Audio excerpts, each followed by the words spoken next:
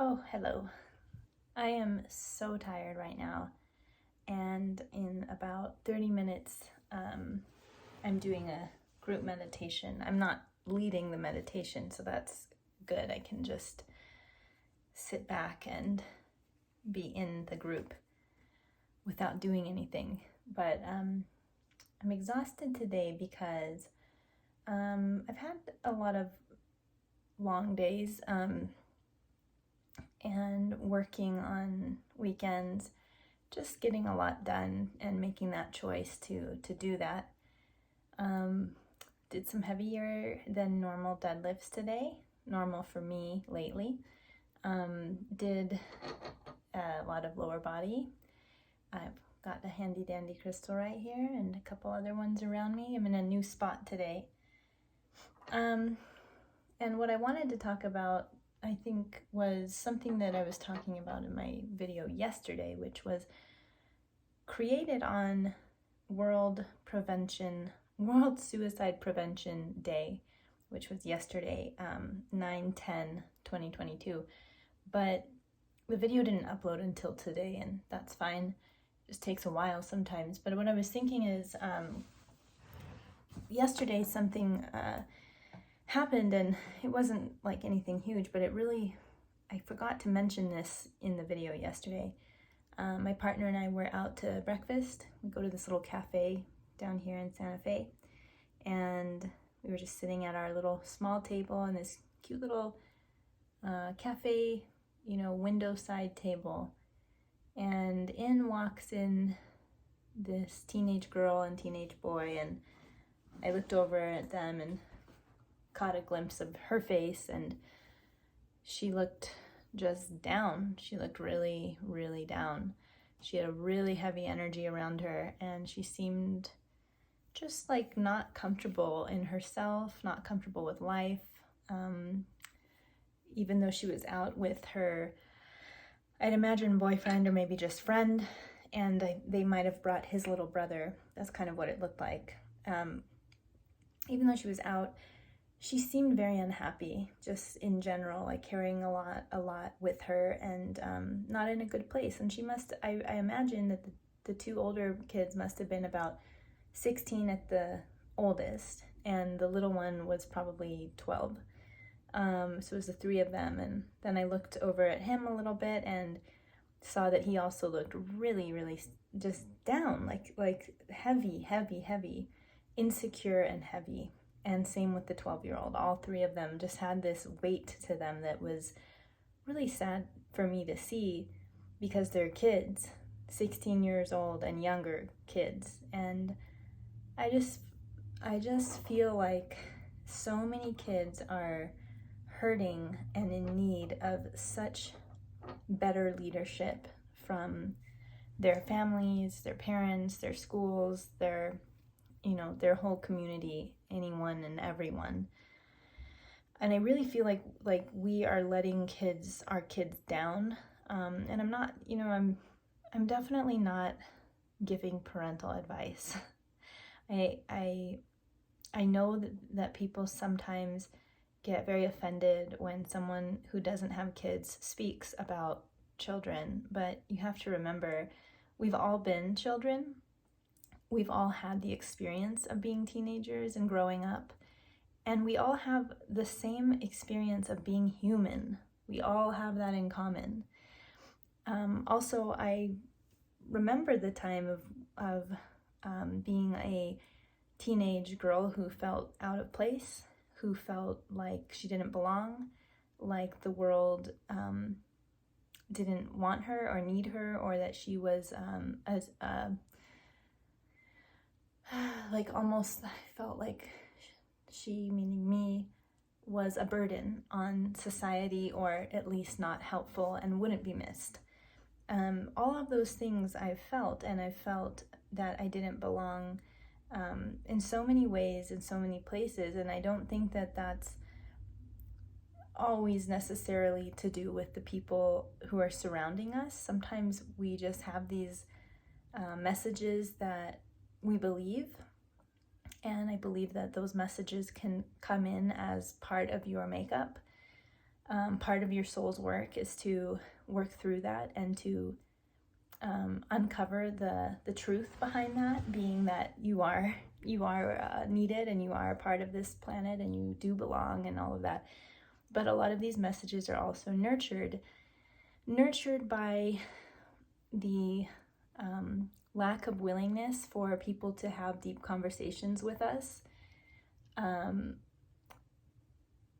Those messages of I don't belong and feeling heaviness and like you're not a part of society, or you don't fit in, and there's like this sense of lack within yourself. A lot of times it's also that there's not a so I said not a willingness from the people around us to have difficult conversations, to sit down with us as kids and say, look, I see that you're struggling. You've seemed really down lately. What's up with that? Let's talk. Like, I want to know, instead of, I think kids get in trouble for not having the mood that their parents want them to have, or the parents get afraid of the direction they think their child is going, which is totally understandable. I mean, you don't want your kid to make the wrong choices or, go down the same path you did, if that's what you fear. But we're also speaking to another human who just has their own world. I've seen parents who overreact to their kids' self-expression, not allowing them to have a phase, not allowing them to express themselves, and not allowing them to speak to you without them getting judged. I've witnessed this as a much older person, looking at families who have teenagers, listening to teenagers talk, and just being an observer, a human observer. So I feel like we're not giving the support that our teenagers around us need, and that's because we're not supporting ourselves.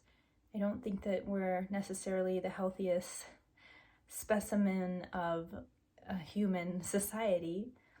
If we were, don't you think that the suicide statistics would be much lower? And they're not. They're higher than ever. So that's an indication that things are not going well.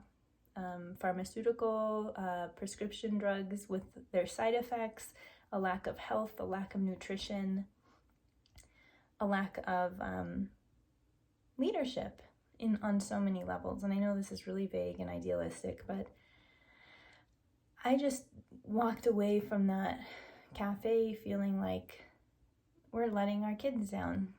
Why should they be? I mean, 3 kids, I'm not, who knows, maybe they partied late last night and they're just looking down, but the way they carried themselves, the way they were dressed, told me this is a deeper issue. I am tuned into the more subtle informations around us, the more subtle energies. So I don't really believe that it was just a one-time, these kids just went to bed late or whatever. And I truly feel that they're a representation of a majority of our young people in society. And our young people need leadership. They need to be led. They're kids, they're children, so they don't,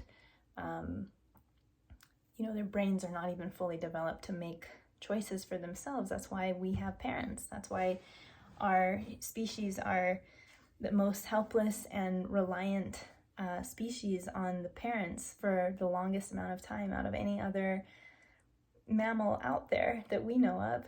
So yeah, these kids just need so much more from us. And I, in my coaching, I save room for one scholarship client at a time. And that's honestly one of my ways of helping, is just to give my coaching and guidance away to someone who wants it, and I'm happy to give it. I wish I could do more, but right now I can't because of time and resources. But down the road, I I want to help more. And I think, like, how could each of us help the generation coming up? How can we empower them to feel like they are allowed to be themselves, yes, but also that they're guided and given instruction and modeling that is that's the example of a really stable human being, someone who can have hard conversations and sit with hard feelings within themselves. If a parent can do that, we're modeling to our children that words are just words and it's okay. We can talk through things, we can disagree. It's totally fine to disagree. In fact, the other day, my partner and I had a conversation about something that was, I won't even get into it. It was something, how could I word it? I don't want to give details because they don't matter right now. But there was a disagreement in the perspective.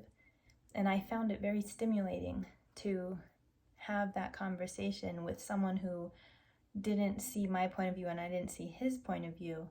But what was cool is we could talk about it, and I really wanted to understand his point of view because I'm almost hungry to change my point of view sometimes. Like, I want to hear more information about what you think, see how I can relate to it or not. Does it make sense to me or not?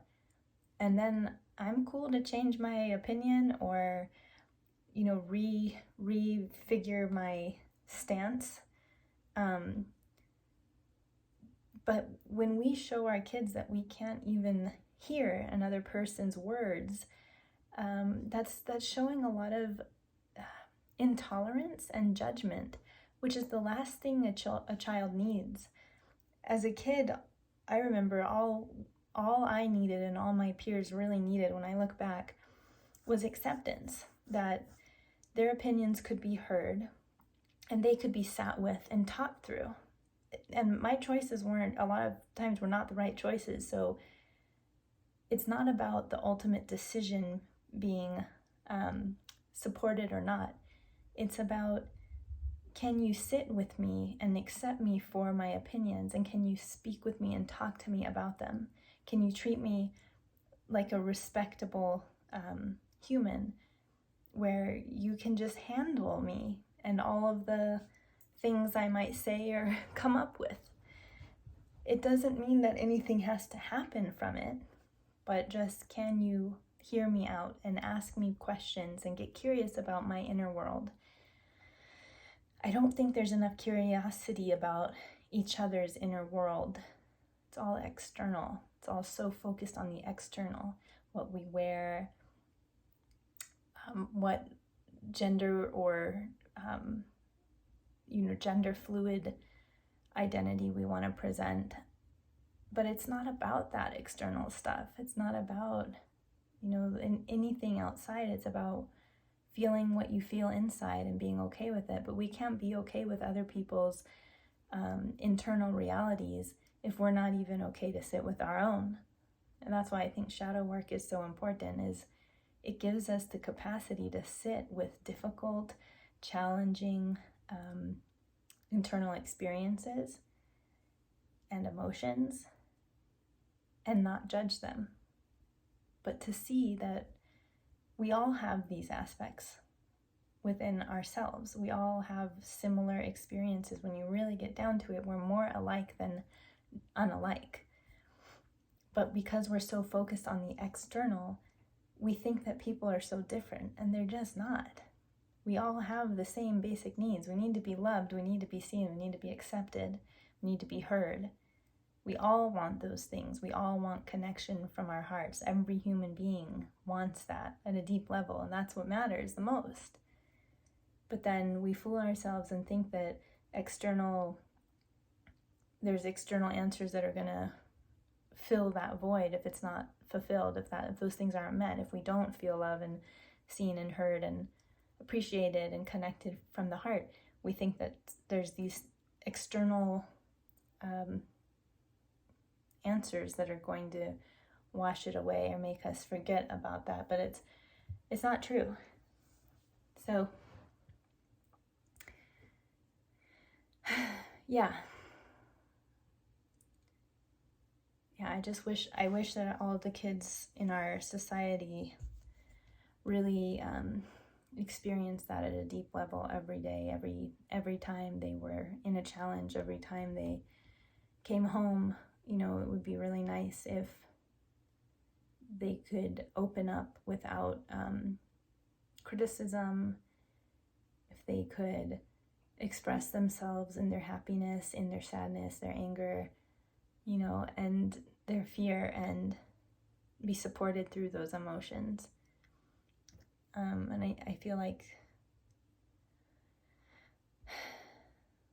the lack of our ability to do that with ourselves is going to impact the people around us. So this is why I value inner work so much, is inner work allows us to have compassion for ourselves, which in turn allows us to have compassion for others. It's as simple as that.